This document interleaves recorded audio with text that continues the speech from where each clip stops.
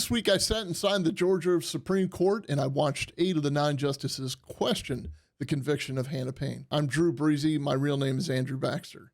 I'm a retired police lieutenant. I have 29 years in law enforcement. I'm in investigations, command, administration, and I've been covering the Hannah Payne case for over a year on this channel with my partner, John, who's an active 911 dispatcher, and he has over a decade of experience. This video isn't a recap of our coverage. This is just a plain English explanation of what happened in that courtroom, what the justices heard, what I saw, and what it means going forward. And there's a development that came out after the hearing that makes this even more significant. I'm making this video because a lot of people, including Hannah's family and the people who supported her, have been asking what happened.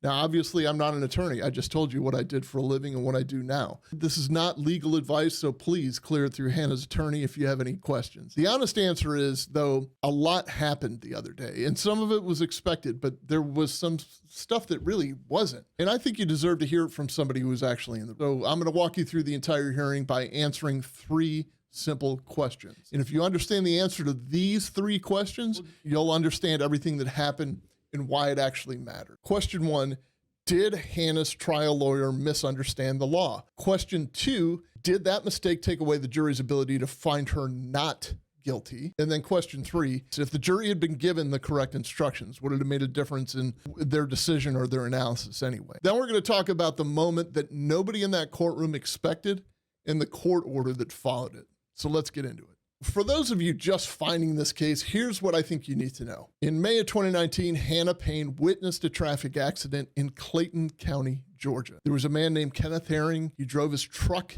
into a semi-tractor trailer after blowing through a red light. Hannah witnessed it. There were people on the scene, including an off-duty corrections officer, and he recognized that Mr. Herring appeared to be impaired in some way. They all called 911. They all waited for police. And 20 minutes went by. No police arrived. And then Mr. Herring got back in his truck and drove away. Hannah followed him. And as she was following him, she called 911. She eventually pulled in front of his truck and stopped him. Confrontation happened at his vehicle. And during that confrontation, Hannah's gun, which she had legally concealed, discharged. Kenneth Herring was unfortunately killed. Hannah was convicted of malice murder and other charges. She is currently serving a life sentence in Georgia State Prison. This happened when she was in her 20s. So what happened this week at the Supreme Court was not a new trial. It wasn't about the facts of the shooting itself. It was about one specific question. Did Hannah's trial attorney make legal mistakes that were serious enough to deny her a fair trial? And that's the only question the court was asked to answer. And both sides, Hannah's attorney and the state, actually agree that her trial lawyer got the law wrong. The disagreement is about whether it mattered. So let me show you how her appellate attorney opened this argument. May it please the court, my name is Andrew Fleischman. I'm here on behalf of Hannah Payne, and please ask me questions at any time. The issue today is pretty straightforward. The lawyer in this case made 2 serious legal mistakes. He thought that neither citizen's arrest nor defense of others were available for legally incorrect reasons. Citizen's arrest because he thought it had been appealed, and that appeal was retroactive, and defense of others because he thought you could not act in defense of others if they were not someone you knew. The state does not dispute that he was mistaken about this. And under Hinton v. Alabama, the failure to research a basic point of law is almost, but not quite, deficient performance, de facto. And this was not a minor error. Because the jury was not instructed on defense of others or citizen's arrest, even if they believed Hannah Payne's account that she stopped an impaired driver only with the intent that he wait for police or to protect others, even if they believed that he attacked her after she approached his car, and even if they believed that he was trying to kill her, under the instructions as given, the jury could not acquit. Let me try to translate what you just heard. Hannah's trial attorney, Matt Tucker, made 2 specific errors. That was not Matt Tucker you just heard. That was Andrew Fleischman, her appellate attorney. First, Matt Tucker believed that Georgia's citizen's arrest law had been repealed and that the repeal applied retroactively to Hannah's case. And that's not true. The law was repealed after the Ahmaud Arbery case, but it was still in effect in May of 2019 when Hannah's incident had happened. Second, he believed that the legal defense called defense of others only applied when you were protecting somebody you personally knew, like a family member or a friend. And that's also not true. The defense of others applies to protecting anybody, including strangers, including the general public. And both sides agree that he was wrong on both of those points. The state doesn't even dispute that. So why does this matter? Well, because the two defenses were the legal theories that could have explained Hannah's conduct in a way that the jury could consider. So if she stopped an impaired driver to protect the public, that's potentially defense of others. If she detained somebody she believed that had committed a crime, that's potentially a citizen's arrest. But because her own attorney didn't understand that these defenses existed, he never asked for them, and they were never given to the jury. Think about it this way. Just imagine you're a police officer, you respond to a call, but you don't know the current policy and how to handle things. And you make a decision based on what you think the policy says, but you end up being wrong. Your decision isn't bad because you had bad intention. Your decision is bad because your understanding of the rules was wrong. And because of that, everything that follows is built on a flawed foundation. And that's what happened here. The attorney's understanding of the law was wrong, and the entire defense strategy, that was built on flawed foundation. So let's listen to what the prosecution told the jury because of that mistake. And in fact, the state told the jury exactly this. The state told the jury, once she poked the bear, he was allowed to defend himself. And it said she had no right, no powers to stop him. He had no obligation to listen to her. And that once she approached, he was allowed to defend himself however he wanted. In other words, trial counsel's failure to understand the law dictated the result of this trial, regardless of the facts. And that is why this was ineffective assistance of counsel. So that's the prosecution's own words at trial. They told the jury Hannah had no right and no power to stop Kenneth Herring. And under the instructions her lawyer agreed to, that was technically correct. Which brings us to question 2. This was the part that was actually hardest to hear sitting in that courtroom because those defenses were never requested. The jury went into deliberations without any legal framework that could have explained or justified what Hannah did. They had no choice but to convict her. So let me say it more plainly. If every single juror believed Hannah's testimony that she was trying to stop a dangerous driver, that she was attacked when she approached the vehicle, that there was a struggle and the gun went off, under the instructions they were given, they still had to convict and they had no choice. There was no box on their form that said not guilty because she was acting in defense of others. That box didn't exist. Her own attorney never asked for it to be there. The justices pressed Fleischman hard on whether the citizen's arrest statute even covered the situation. Let's listen to that exchange. Counsel, let me interrupt you and just ask you a fundamental question at the outset. Is it your position that the citizen's arrest statute that was in effect at the time permitted Ms. Payne to follow the victim from the scene of this accident and detain him, confront him? Yes. And if so, how do you get to that result based on the wording of the statute that allows, at the time, somebody to prevent the escape of a fleeing felon and not someone who's fleeing from a misdemeanor? So the justice is asking, does this law actually allow a citizen to follow somebody from an accident scene to stop them? And it's a fair question. It led to one of the most interesting exchanges of the entire hearing. Well, first off, if somebody floors at a traffic impaired in a disabled vehicle, they've already arguably committed aggravated assault, right? If you strike somebody with a car, you cause an apprehension, a reasonable apprehension. If you cause a traffic accident, yes, Your Honor. it's an aggravated assault? How is that the case? Well, there's a case called Patterson. I see Justice Peterson smiling here. In 2016, in a case called Patterson, a man struck somebody with his car. And the question was, is it aggravated assault if he didn't intend to strike them? And this court held that even if you did not intend to strike someone with a car, that's still aggravated assault because you cause the apprehension of harm. And for some reason, apprehension of harm does not require intent in Georgia. So, if I were to leave this courthouse this afternoon and cause a fender bender and injure somebody, that's aggravated assault? Yes, it's a result I very much disagree with. And Justice Blackwell wrote a great dissent about how crazy that is. He was joined by, I believe, Justice Namias and maybe Justice Peterson. I was not on the court yet, but I would have joined it had I been on. Yes, so let's take that out of the equation. Because Well, you might think But that's crazy, that but it is the the law. controlling law today. So I want to. yeah. Here's what happened there. Under Georgia law, if you cause a car accident that makes somebody fear for their safety, that can be charged as an aggravated assault, even if you didn't intend to hit them. That's a felony. If you think that was interesting, wait till you see what happened after that. And if it's a felony, then the citizen's arrest statute clearly applies. And one justice thought that it sounded unreasonable and wanted to set the whole thing aside. But the Chief Justice corrected her. He said that that's the law in Georgia. It was decided by that very Supreme Court. The attorney for Hannah even said that he disagrees with it, but it's still the law. And that's intellectual honesty. And in my experience, judges respect that. But the stronger argument, and the one that the justices spent the most time on, was the defense of others. Listen to how Andrew Fleischman explained it. The defense of others approach, tell me what counts you think the defense of others would have applied to. All of them? No, Your Honor. I think the defense of others really applies to the initial false imprisonment only. So trial counsel admits that can't be defense of self, which is the only justification claim he raised.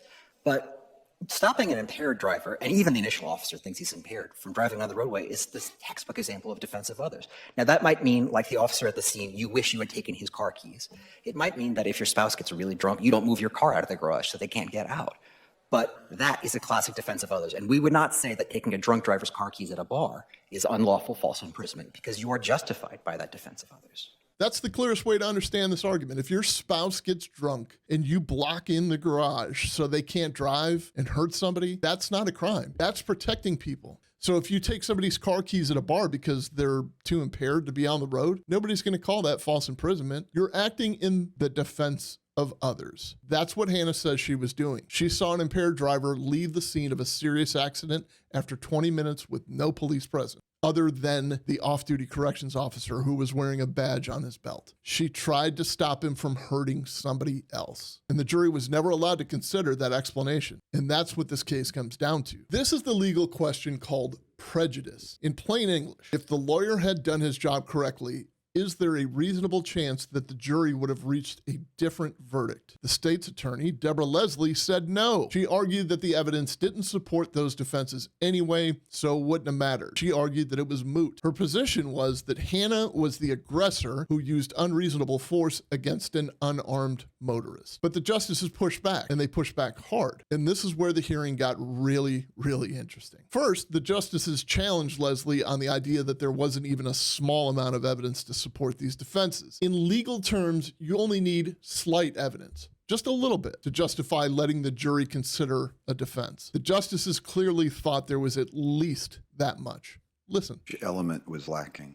For citizens' arrest or lawful detention, defense of others, there was no imminent threat of unlawful force against a third person. I mean, she testified that there was, didn't she? No, Your Honor. When she's chasing him, I mean, she says he's careening, across the road. That's not imminent threat to others? Your Honor, that was Ms. Payne's subjective belief. There was no... But that's evidence. Yes, Your Honor. Why isn't that slight evidence to support the giving of the charge? There was not a lawful detention, Your Honor. What about the detention? I'm not talking about the interaction when we get to the car itself. What about the detention was unlawful? Your Honor, before we get to that part, Ms. Payne was instructed by 911 not to pursue. They had the tag number. Is under the old code. I know it's all been repealed. Under the old code, Yes. a citizen.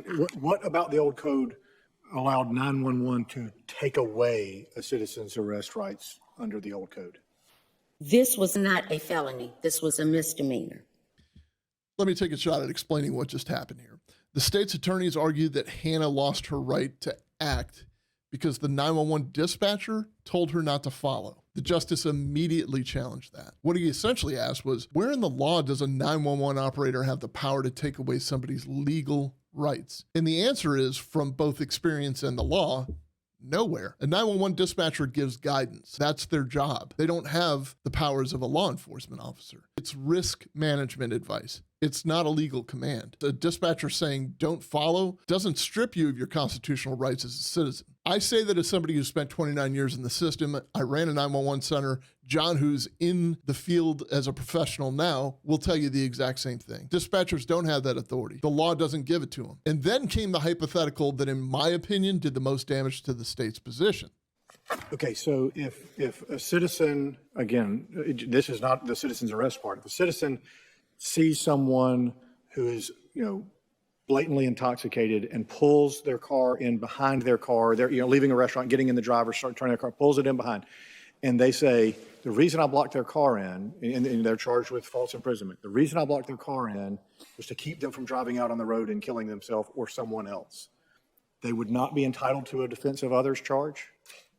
Respectfully, given those circumstances, those factual, maybe so, Your Honor, but here, there was the statutory element here that is missing is the threat, the imminent threat of unlawful force against another.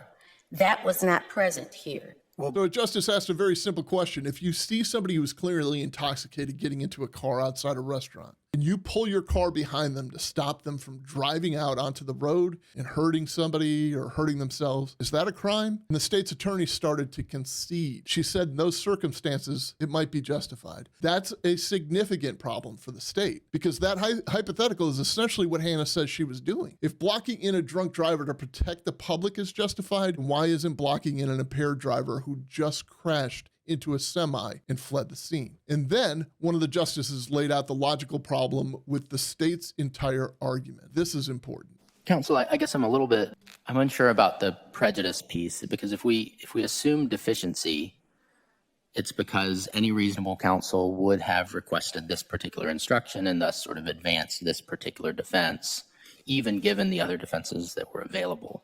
So if we assume that and then get to prejudice, it seems like it becomes a lot harder to say there's not a reasonable probability of a different outcome, because the whole basis for saying it's deficient is like any reasonable attorney would have raised this defense despite these other defenses being available. In other words, implicitly, those other defenses would be pretty weak, right? And so I just have trouble squaring prejudice with, if we find it deficient, how we don't also get to prejudice when that's the kind of argument that's being made for deficiency. Considering the evidence, Ms. Payne chased, she blocked, she struck, and she fatally shot an unarmed motorist, Mr. Herring.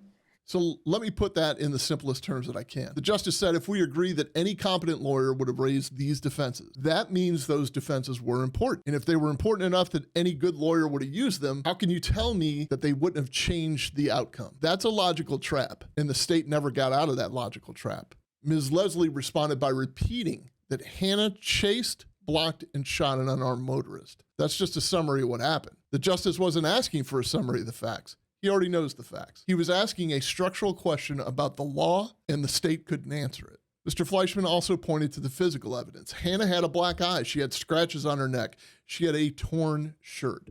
The bystander video shows the gun fires and then Hannah falls backwards, which is consistent with being released from a struggle, not stepping back and shooting. Even the state's own witnesses agreed that there was a physical confrontation at the vehicle. And then, right before the state's attorney sat down, something happened that I have never seen in a courtroom before, and I don't think I ever will. Listen to this. So before you sit down, Yes, there's sir. one more thing I need to ask you about, unfortunately. In reviewing the trial court's order denying the motion for new trial, there are at least 5 citations to cases that don't exist. And there's at least 5 more citations to cases that do not support the proposition for which they're cited, including 3 quotations that don't exist. My understanding is that you prepared the order for new trial, the denial order for the trial court. Were those citations in the version of the order that you submitted to the trial court? No, Your Honor, I do not believe so. They were not. I did prepare an order. That order was revised. So those non-existent cases were cited in your initial brief opposing the motion for new trial.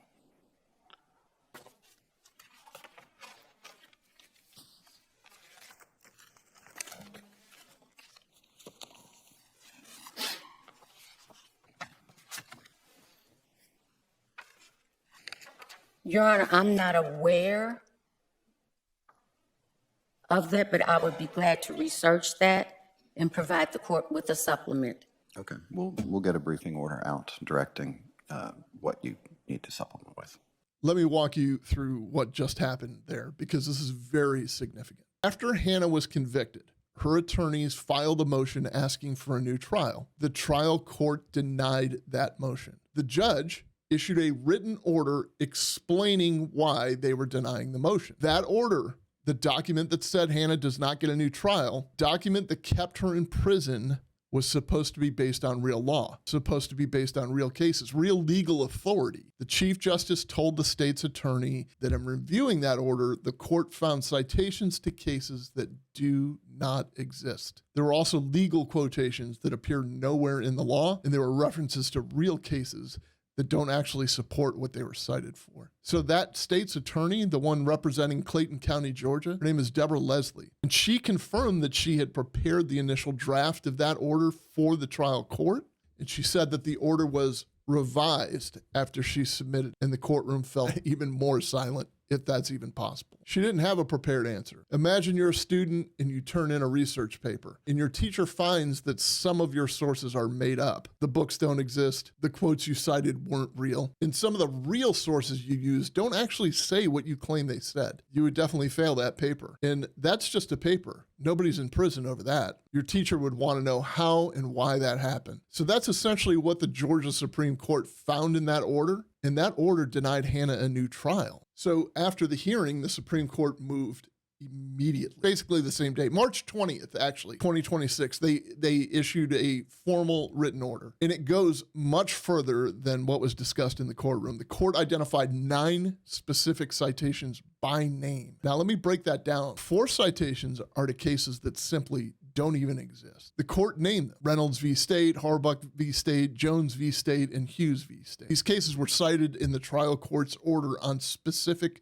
pages. The court checked, and these cases have never even been decided. They're not even real. 3 more citations are to real, actual cases, but the quotations attributed to them, they don't exist. The court named those 2: Manzano v. State, Durden v. State, Lang v. State. These are real case names, but the quotes that were pulled from them and put into that order, they're not in those cases. Somebody made them up. Whether it was artificial intelligence, who knows? And 2 more citations to real cases that simply don't support the points they were used to make: Nelson v. State and Davis v. State. Those cases exist and the quotations exist, but they don't say what the order claimed they said. So 4 fake cases, 3 real cases with fake quotes, 2 real cases misrepresented. 9 problems total in one order.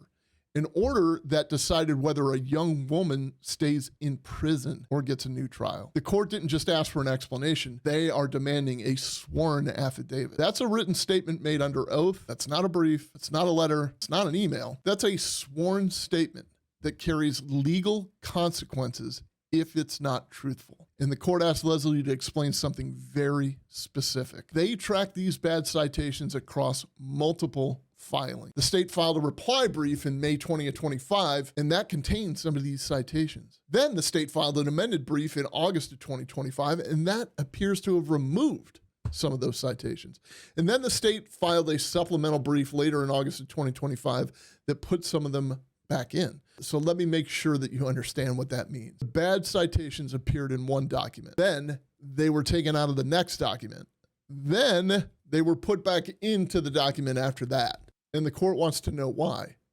Under oath, within 10 days. Citations that appear, disappear, reappear across multiple filings, they're hard to explain as a simple mistake. It looks like a pattern. The court also ordered Leslie to turn over the original proposed order she submitted to the trial court, along with all of her communications between her and the trial court, everything about that order. So every email, every request, every revision, they want to see the paper trail. And the order was unanimous, meaning all participating judges concurred. So let me explain why this matters beyond just being embarrassing for the state, because this connects directly to the main question of the case. When a case goes up to the Supreme Court, the justices normally give some respect to what the trial court has decided, the lower court. The trial court was there. The trial court heard the evidence. Obviously, they're going to give them some weight. The Supreme Court looks at the trial court's written order and says, okay, the judge seems to have reviewed everything. Here's what they considered. Let's give that some weight. That's called deference. And it's basically the system trusting itself. If it's going to make it to the Supreme Court, you would assume that everything is correct below it. But that only works if the trial court's order is built on real law. If the order cites cases that don't exist and quotes that were never even written, the Supreme Court has no reason to trust the reasoning in that order. They can't lean on it. So they have to evaluate everything themselves from scratch.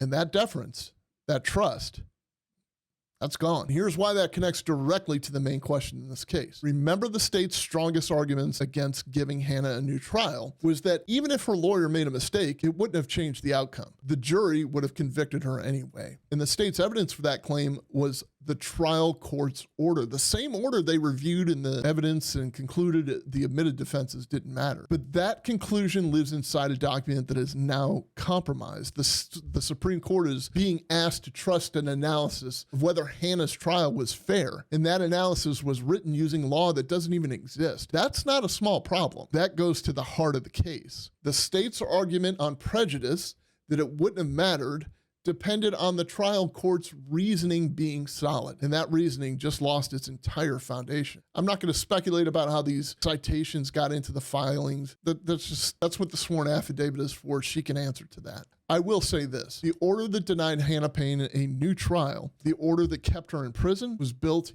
in part on legal authority that doesn't even exist. The highest court in Georgia identified it. They named every single citation. They're now requiring the state to explain it under oath. That's not something that happens every day. All right, so that was the big distraction, but back to the hearing itself. Mr. Fleischman used his remaining rebuttal time to make one final point, and it was poignant. It may have been the most effective moment in the entire argument. Not that it matters, but ever since I was a little girl, I always wanted to be a police officer. That's how the prosecutor began their closing argument. They were quoting Hannah. And on this day, she got her chance. Okay? So when the state says there's no evidence of citizen's arrest at all, they have to confront the fact that in closing, it was the first thing the prosecutor told the jury about. It was the most significant factor of this case, because anybody looking at it, as the prosecutor did, would see that that was the central issue. And there was a lot of evidence to support it. I know we say the state says there's no prejudice, but Hannah Payne's account is that when she approached the car, she was grabbed in, she was dragged, she was punched, and she was scratched. And the physical evidence corroborates her account exactly. She had a black eye and scratches on her neck and a torn shirt. And none of that is consistent with an account in which Mr. Herring is not defending himself at all. The state told the jury repeatedly that even if they believed Hannah, they still had to convict. And I believe the jury very well might have believed her. They convicted anyway. Under the right law, they would not have. We cannot have confidence in this verdict, and I respectfully request a new trial. Thank you. So let me take a crack at explaining what he just did there. The state told the Supreme Court that there was no evidence of a citizen's arrest. No evidence at all. But at trial, prosecution opened their closing argument by quoting Hannah saying she always wanted to be a police officer, and then they went so far as to tell the jury on this day she got her chance. So that's the prosecution treating the citizen's arrest as the central issue of this case. And you can't tell the Supreme Court it wasn't an issue when you made it the first thing you talked about to the jury. And Fleischman's final words were very simple. The state told the jury that even if they believed Hannah, they still had to convict. And under the correct law, with the correct jury instructions, they would not have had to convict. And because of that, we can't have confidence in this verdict. That's not a statement about guilt or innocence. That's a statement about whether the trial was fair. And that's the question the Supreme Court has to answer. The Supreme Court is going to issue a written decision on the main case. And based on the reporting, that's expected within a few months. But in the meantime, Deborah Leslie has 10 days from March 20th to file her sworn affidavit addressing the 9 citations. That's a separate but related track. The court is going to evaluate her response and determine what, if any, consequences are going to follow. And based on what I saw in the courtroom, the justices are taking the defense of others argument very seriously. They pressed the state hard on it, and they didn't appear satisfied with the answers they received. The citizen's arrest question is more legally complicated because of some of the ambiguity in the old statute, but defense of others, the idea that stopping a dangerous driver to protect the public could justify Hannah's initial action. And that argument clearly has the court's attention. So I want to say something directly to Hannah's family and to the people who have been supporting her throughout. I met some of you at the courthouse. I saw the way you showed up for her. And I want you to know that what I watched was a serious, thorough examination of whether Hannah received a fair trial. The justices asked hard questions of both sides. They weren't interested in shortcuts. That's obvious. They were interested in getting it right. And I'm not going to tell you what the court is going to decide. That's up to the court, obviously. But I will tell you is what I saw. The state's position came under significant pressure from the highest court in Georgia, and I don't think it passed the test. The questions the justices asked suggest they are genuinely considering whether the tools Hannah's jury was given were the right tools to determine whether she was guilty or not guilty. And now the state has to explain under oath how fabricated legal citations end up in an order that denied Hannah a new trial. The question I've been asking throughout our coverage of this case is whether the system gave the jury the correct tools. And after what I saw this week, there's a second question. Did the system give the appellate court the reliable legal analysis to work with? And based on what the Supreme Court found, the answer to that second question appears to be no, absolutely not. And that matters because a young woman's freedom depends on it. That's a due process question. It's not about guilt or innocence. It's about whether the system worked the way it was supposed to. And from where I was sitting, the court is not convinced that it did. When the decision comes in, John and I will be here to explain it. Hopefully one day we'll get to talk to Hannah about it. If this helped you understand what happened, don't be afraid to share it with somebody else who needs to hear it. I'm Drew Breasy. On behalf of my partner, John, this is the Comm Center, where we know that every good true crime story starts with a 911 call. Thank you for watching.